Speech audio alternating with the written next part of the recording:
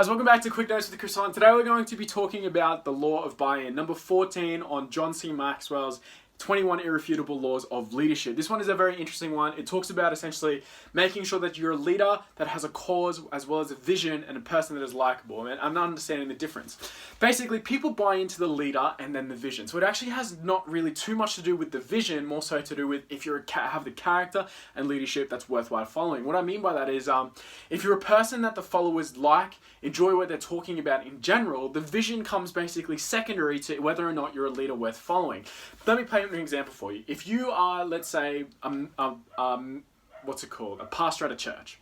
Okay, you're a pastor at a church, and majority of the fellowship and people that are following you don't actually like you as a leader. Your character is poor.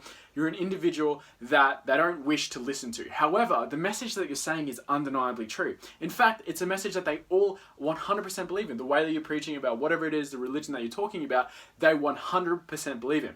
No matter what, they will not listen to you. No matter what, they will not trust the words that come out of your mouth simply because they don't trust in your character. Even if your words are undeniable, even if your words are worth following, even if your words are something that the followers even believe in themselves, they will themselves leave the church, leave the denomination. And that's the thing, that's just true in so many different examples.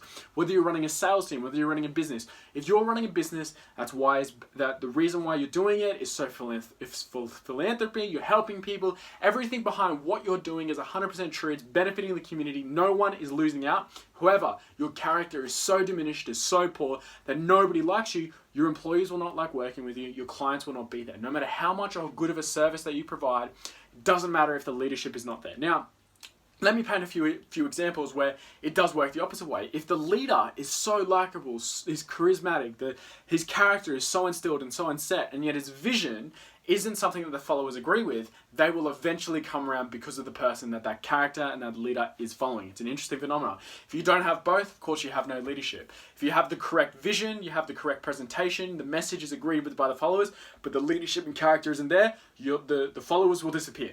It's very interesting. There's so many examples of it. You can actually see it if you ever go to church or anything like that, where the character and the leader is so charismatic and his character is so there that people will follow and not necessarily believe in the domination of the church. And yet people will still be there because of the pastor that's present. It's very interesting. It's such an interesting phenomenon, but it really goes to show that the character has to be so instilled. If that comes first, your followers will just follow you by second. If a leader has not built his credibility with his people, it really doesn't matter how much he has in terms of how great his vision, how much justified it is, how amazing it is that he wants to follow it, people just will not be there. You cannot separate a leader from his cause that he promotes. It cannot be done. No matter how hard you try, no matter how hard you want it to be, a leader needs a cause and they cannot be separated. And people will see that. However, the leader will be present first. So when followers don't like the leader or the vision, they look for another leader. Okay, basically exactly what I said before. When followers don't like the leader, but they trust in the vision, they will still find another leader. When followers like the leader, but not the vision, they will change the vision. As a leader, you don't earn points for falling in line. Basically, no matter how much you want to get in terms of the vision, how credible it is, it doesn't matter. No matter how great you are, how much you care about your vision, how perfect and benevolent it is, no matter what, your followers are not obliged to fall in line with you unless you yourself are a person who's worthwhile following. It's a very interesting phenomenon. If you put someone with poor character, present with them with a message that they practice and are ready to present, people won't care if your character is not present. You have to put a credibility towards your cause as well as credibility towards your character in order to have instilled followers who are willing to basically call in line. And there's so many different examples of it. And it's basically why the laws of so many different aspects of basically habits and so on and so on and so on have to be instilled. There's so many stories and examples of basically leaders who don't fall in line with what it is that they say. The leaders don't buy into their own message because they're basically two-faced or they're second-guessing what it is that they're saying themselves. And so that happens with the people. People will always fall in line with a leader first before the message. That is the same reason why so many people can be inspired by the incorrect causes that are morally not right, simply because the leader itself is someone that's worthwhile following. And you can view that in so many different examples, but the thing is that's true in life. The reason why you live the life that you do is because of the morals that are instilled by the people that you learn from. No matter what, like where your environment is, wherever you grew up in, your leaders and the people that you took for advice, whether it's your parents, those are people that you deemed that are worthwhile following. And they honestly could have taught you anything. But because of the position that they were in, you chose to listen to them. Even if previously that wasn't necessarily how you believed, but you believe in the person before you believe in the cause. But you can't separate the leader from a cause. No matter what, the cause that he promotes, it has to be a part of him. So you have to basically, as a leader, make sure that you're instilled in your laws and what it is that you're promoting. You speak with conviction. You speak as if a person who lives what he preaches and preaches what he speaks. Like, you have to be the same person that you're talking about. Then and only then will you have a following that follows through behind what it is that you're teaching. And because based on that, that's how people end up finding followers. Because when you pick a leader, when you pick these new nuances, when you pick these new learnings and teachings, you find that from a leader because they're new. That's the whole point of them being new. If you're a follower, if you're a person who's learning, these are teachings of stuff that you'd never heard before. And in order for you to be open-minded, you have to first trust the source. And in order to first trust the source, that leader, the person needs to be speaking, needs to be about what it is talking about. He needs to have character that is instilled, someone that's worthwhile following. There are so many examples, from Hitler to Stalin to Barack Obama to Donald Trump. The reason why people follow these types of people is because they believe in their character first and their words come second. In fact, their words might inspire their character, but generally speaking, what appears to the followers is that whatever they're saying about, they can get behind, even if they think, or later on, that they are wrong. And it's because these people are literally people who are of inspiration. They have the law of buy-in on their side because they themselves are bought into their cause. They don't have to speak with two-face, or they have a level of authenticity to what it is that they're talking about, that their convictions on their beliefs and morals also come out with what it is that they're looking towards promoting.